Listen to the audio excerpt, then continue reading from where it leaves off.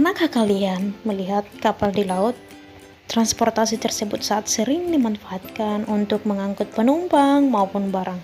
Saat melihat kapal laut sedang berlayar, mungkin sebagian dari kita akan bertanya-tanya, mengapa ya angkutan yang beratnya bertonton itu tidak tenggelam dan bisa mengapung di lautan, sedangkan batu kerikil yang hanya beberapa gram saja kita lempar ke laut akan tenggelam. Di sini akan kita bahas sedikit kenapa kapal laut tidak tenggelam. Coba kita lihat kapal LNG yang digambar ini.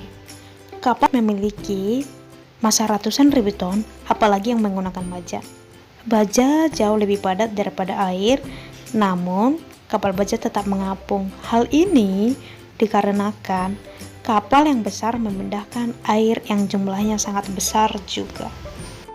Jadi, sebuah benda akan terapung atau melayang dan tidak tenggelam itu dikarenakan massa jenis benda itu dibandingkan dengan massa jenis cairan tempat benda itu dicelupkan itu lebih kecil dari massa jenis cairan.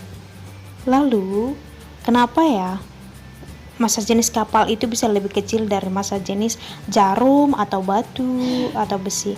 Penyebabnya adalah kapal laut memiliki ruangan yang demikian luas beserta rongga yang berisi udara yang menjadikan volume kapal laut menjadi sedemikian besar dan mengakibatkan massa jenisnya jadi lebih kecil.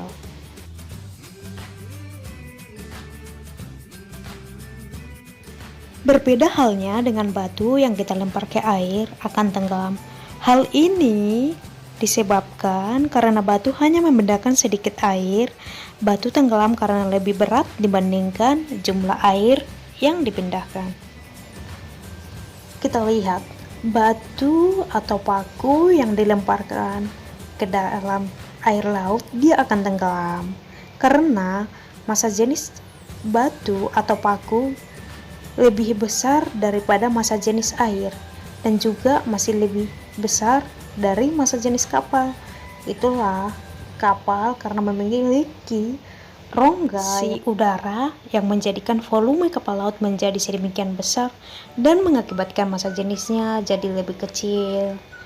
Jadi kapal dapat terapung walaupun begitu besar.